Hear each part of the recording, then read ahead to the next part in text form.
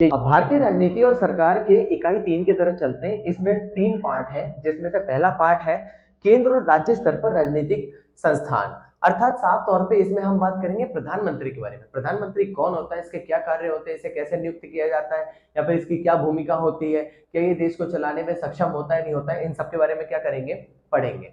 तो सबसे पहले हम प्रश्न की तरफ चलते हैं। प्रधानमंत्री की परिभाषा और नियुक्ति की प्रक्रिया को समझाइए। बहुत ज्यादा आता है ये भी प्रश्न, ध्यान से सुनना। सबसे पहली चीज, प्रधानमंत्री जो हमारी केंद्र सरकार का मुखिया होता है और केंद्र सरकार में सबसे बड़ा व्यक्ति होता है, इसके बारे में हमें पूरी की पूरी क्या करनी है, जानकारी देनी है।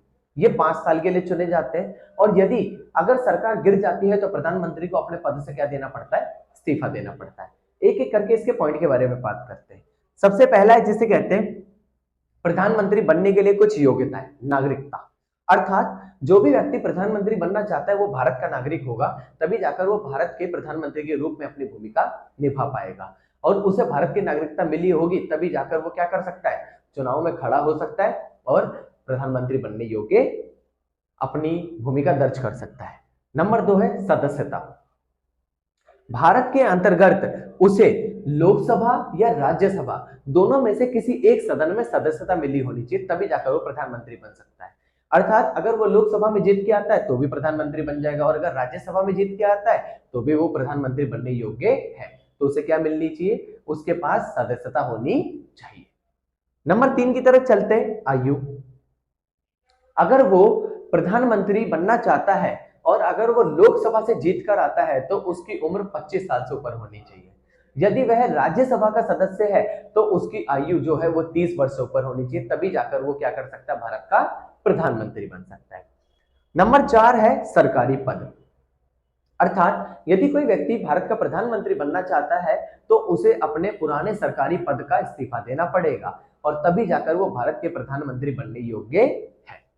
सेकंड पॉइंट की तरफ चलते हैं, सदस्यता। अर्थात भारत में अगर कोई व्यक्ति प्रधानमंत्री बनना चाहता है तो उसे या तो लोकसभा का सदस्य होना जरूरी है या फिर राज्यसभा का सदस्य होना जरूरी है। लोकसभा में उसे जो कह सकते हैं सदस्य होना इसलिए जरूरी है क्योंकि जो देश के सरकार के, जो केंद्र सरकार के जो चुनाव होते हैं उसके जितने भी सदस्य होते हैं सब लोकसभा में बैठते हैं, और लोकसभा के चुनाव लड़ने के लिए व्यक्ति की आयु जो है वो 25 वर्ष होनी जरूरी है। उसके बारे में यहाँ बताया गया है। अगला है इसी के साथ साथ जिसे कहते हैं राज्यसभा। तो राज्यसभा में यदि आप क्या बनना चाहते हो, राज्यसभा के माध्यम से अगर आप प्रधानमंत्री बनना चाहते हो तो राज्यसभा का चुनाव लड़ने के लिए आपकी आयु 30 वर्ष कम से कम होनी चाहिए, तभी जाकर आप क्या कर सकते हो, इसमें अपनी भूमिका निभा सकते हो।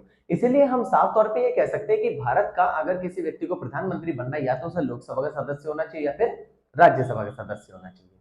नेक्स्ट पॉइंट की तरफ चलते हैं, आयु। वही चीजें मैंने आपको बता दी है। अगर वो लोकसभा से खड़ा हो रहा है चुनाव में तो उसकी आयु कितनी होनी चाहिए, 25 वर्ष। अगर वो राज्यसभा के लिए खड़ा हो रहा है तो उसकी आयु कितनी होनी चाहिए, 30 वर्ष। इसके बाद है नेक्स्ट पॉइंट, सरकारी पद। यदि कोई भी व्यक्ति भारत का प्रधानमंत्री बनना चाहता है तो उसे अपने सरकारी पद से क्या देना पड़ेगा, इस्तीफा देना पड़ेगा। और सरकारी पद से इस्तीफा इसलिए देना पड़ेगा क्योंकि प्रधानमंत्री रहते हुए वे किसी अन्य पद पर नहीं होना चाहिए, इसीलिए उसे पहले अपनी नौकरी का त्याग करना पड़ेगा, तब जाकर वो भारत का प्रधानमंत्री बन सकता है। ये भारत का जो प्रधानमंत्री होता है इसका कार्यकाल कितना होता है, 5 साल का होता है। 5 साल के कार्यकाल के दौरान अगर सरकार गलती से पहले ही गिर जाती है तो उसे अपने पद से इस्तीफा देना पड़ता है। बात करते हैं प्रधानमंत्री के कुछ कार्य हैं। सबसे पहला कार्य, मंत्री परिषद का निर्माण। मान के चलो अगर मैं प्रधानमंत्री हूं तो मंत्री परिषद किसके अनुसार होनी चाहिए, मेरे अनुसार होनी चाहिए। इसीलिए हम क्या कहते हैं, जो प्रधानमंत्री होता है वो अपनी मंत्री परिषद क्या करता है, खुद बनाता है। नेक्स्ट है जिसे हम कहते हैं विश्वास मत। कई बार ऐसा होता है कि चुनाव हो जाते हैं, चुनाव होने के बाद किसी भी पार्टी को सरकार बनाने का मौका नहीं मिलता क्योंकि वो पूर्ण बहुमत नहीं प्राप्त कर पाते। ऐसी परिस्थिति में जो बहुमत पार्टी यानी जो सबसे ज्यादा वोट लाने वाली पार्टी होती है उसे स्पीकर को यह है विश्वास दिलाना पड़ता है कि वो क्या करेंगे, वो इस पद में अपनी भूमिका निभाएंगे। और इसीलिए ये वो कहना चाहते हैं कि मतलब हम सरकार आपको बना के दिखाएंगे, और कुछ टाइम दिया जाता है और फिर अन्य पार्टी के साथ सलाह मशवरा कर कर वो क्या करते हैं, सरकार बनाते हैं। तो इस प्रकार सरकार का क्या किया जाता है, गठन किया जाता है। सेकंड पॉइंट है आपका मंत्रिपरिषद का अध्यक्ष। अगर मैंने अपनी मंत्री परिषद बनाई है तो उसका हेड कौन होगा? मैं होऊंगा, और इसीलिए उस मंत्री परिषद के अध्यक्ष के रूप में मैं भूमिका निभाऊंगा, और सारे के सारे जो कार्य हैं वो सब किसको करने पड़ेंगे? मुझे करने पड़ेंगे। नेक्स्ट है जिसे कहते हैं कार्यपालिका का प्रधान। कार्यपालिका का प्रधान मतलब यानी कि जो भी कार्यपालिका जो भी कार्य कर रही है, यानी कि जिसे हम एग्जीक्यूटिव कहते हैं, उन सबके प्रधान के रूप में कौन अपनी भूमिका निभाता है? प्रधानमंत्री। और यही इनका सबसे बड़ा क्या होता है? रोल होता है। उसके बारे में भी हमें क्या करना है? पढ़ना है। संसद में सरकार का प्रतिनिधित्व, यानी संसद के अंतर्गत जो केंद्र सरकार होती है उसका प्रतिनिधित्व, उसको लीड करने का कार्य किसका होता है? इसी का होता है। उसी के बारे में यहाँ बताया गया है। तो इसलिए प्रधानमंत्री संसद के अंतर्गत उसकी जो भी कह सकते हैं पूरी कैबिनेट होती है, और उसके साथ साथ जितने भी सदस्य होते हैं उन सबको आगे बढ़ाने का ये क्या करते हैं? कार्य करते हैं, और उनको स्पष्ट रूप से लीड करते हैं। भारत में प्रधानमंत्री और उसकी मंत्री परिषद की नियुक्ति कैसे की जाती है? सबसे पहला, भारत में प्रधानमंत्री और उसके मंत्री परिषद की नियुक्ति करने के लिए मैंने आपको कुछ पॉइंट्स बताए थे। नागरिक होना चाहिए यहाँ का, उसे सदस्यता मिली होनी चाहिए, तभी जाकर वो क्या कर सकता है? इसमें अपनी भूमिका निभा सकता है। लेकिन याद रखना, ये जितने भी व्यक्ति होते हैं, मंत्री परिषद जो होते हैं, ये प्रधानमंत्री जो होता है ना, वो तो अपनी लिस्ट बना के दे देता है, लेकिन राष्ट्रपति उस लिस्ट में से कुछ लोगों को चुनकर क्या करता है? कुछ लोगों को चुनकर उन्हें मंत्री परिषद के रूप में नियुक्त कर देता है। प्रधानमंत्री के कुछ कार्य हैं और उसकी कुछ शक्तियां हैं। सबसे पहला, मंत्री परिषद से संबंधित शक्तियां। किस व्यक्ति को कौन सा मंत्रालय देना है, कौन सा व्यक्ति उस मंत्रालय के लिए, उस मिनिस्ट्री के लिए कैपेबल है, ये सब जानने के लिए प्रधानमंत्री ही सबसे बड़ा व्यक्ति होता है, और वही राष्ट्रपति को यह सूचना देता है कि मेरे इस व्यक्ति को यह मंत्रालय मिलना चाहिए, मेरे इस व्यक्ति को यह मंत्रालय मिलना चाहिए। तभी जाकर देश में एक स्थायी सरकार का क्या किया जाता है? गठन किया जाता है। नंबर 2 है संसद से संबंधित कार्य, यानी संसद से जितने भी संबंधित कार्य होंगे उसमें भी ये क्या करता है? अपनी भूमिका निभाता है, क्योंकि संसद में जो कह सकते हैं लोकसभा, उसका नेतृत्व इसी के द्वारा होता है। और इसके साथ साथ जो प्रधानमंत्री होता है उसे स्पष्ट रूप से अपनी लोकसभा के लिए सारे के सारे जवाब देने पड़ते हैं, और यही इसकी सबसे बड़ी क्या होती है? जिम्मेदारी होती है।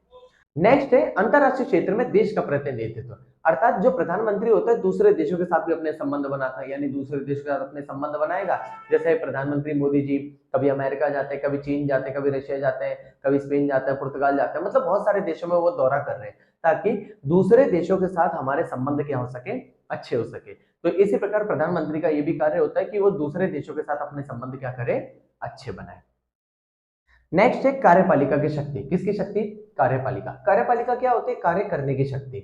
अर्थात यहां पर साफ तौर पर बताया गया है कि राष्ट्रपति के पास कार्यपालिका की शक्ति, यानी जो देश की सेना है उस पर किसका अधिकार है? राष्ट्रपति का। और इसके साथ साथ राष्ट्रपति के पास यह भी अधिकार होता है कि वो संसद के सत्र को कभी भी भंग कर सकती है, और संसद को कभी भी इमरजेंसी में बुला सकती है। ये राष्ट्रपति के पास क्या है? अधिकार है।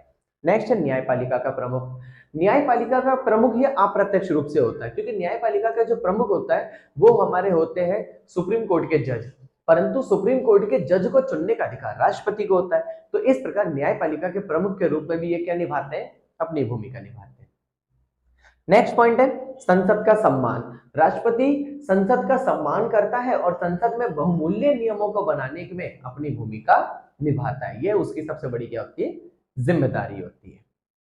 प्रधानमंत्री तथा गठबंधन का युग। भारत में प्रधानमंत्री की भूमिका मैंने आपको पूरी बता दी है। गठबंधन की सरकार का युग अगर की हम बात करें तो गठबंधन की सरकार का जो युग हुआ था उसकी शुरुआत 1989 से हुई थी, जब कई सारी पार्टियों ने मिलकर राष्ट्रीय मोर्चा की सरकार बनाई। उसके बारे में भी हमें क्या करना है? पढ़ना है। तो सबसे पहला है कि कांग्रेस पार्टी जो थी उस समय पर उसने पहली बार यह डिसीजन लिया था कि हम मिलकर सरकार नहीं बनाएंगे, हम विपक्ष में बैठेंगे और बाकी अन्य पार्टियां मिलकर क्या करेगी? सरकार का गठन करेगी। तो इसके कुछ पॉइंट्स हैं, उसके बारे में पढ़ते हैं। नंबर 1, गठबंधन सरकारें। यही पहला युग ऐसा था जिसमें गठबंधन सरकारों की शुरुआत हुई थी और हर व्यक्ति को कई पार्टियों के साथ मिलकर क्या करने का? सरकार का गठन करने का क्या मिल रहा था? मौका मिल रहा था। नंबर 2, क्षेत्रीय दलों की भूमिका। जो भी अन्य पार्टी थी, बड़ी बड़ी पार्टी थी, वो जब बहुमत नहीं ला पाती थी तो उन्हें अन्य पार्टी के साथ मिलकर क्या करना था? समर्थन प्राप्त करना था। और इस प्रकार छोटे छोटे क्षेत्रीय दलों का क्या हुआ? विस्तार हुआ। उसके बारे में भी हम क्या करते हैं? बात करते हैं। तीसरा पॉइंट है नई आर्थिक नीति। यह वही दौर था जब कह सकते हैं भारत के प्रधानमंत्री ने क्या किया था, अमेरिका के साथ अपने संबंध अच्छे किए थे और अमेरिका को हमारे देश में लेके आए थे। और अमेरिका ने हमारे देश में वैश्वीकरण के नाते कई सारी बड़ी बड़ी कंपनियां और कई सारी बड़ी बड़ी कह सकते हैं एमएनसीज को यहाँ पर लाना शुरू किया, जिस कारण भारत में नई आर्थिक नीति का विस्तार हुआ और धीरे धीरे करके सबको आगे बढ़ने का मौका मिला। नेक्स्ट पॉइंट है सामाजिक और राजनीतिक परिवर्तन। सामाजिक और राजनीतिक परिवर्तन में साफ तौर पर बताया गया यहाँ पर कई सारे ऐसे मुद्दे थे जिसमें ओबीसी समाज का मंडल मुद्दा हो गया, शाबानो केस हो गया, ठीक है, शाबानो केस जो 3 तलाक के ऊपर था, और इसके साथ साथ एक और था जिसे हम कहते हैं अयोध्या विवाद। इन तीनों विवाद जो चल रहे थे, ये तीनों जो मुद्दे थे, इनको पूर्ण रूप से सुलझाने की क्या की गई थी, कोशिश की गई थी। अब ये यूनिट भी मैंने आपका खत्म करवा दिया है। यदि आपको वीडियो अच्छी लगी हो तो लाइक करें, चैनल को सब्सक्राइब करें और ज्यादा से ज्यादा अपने दोस्तों तक शेयर करें।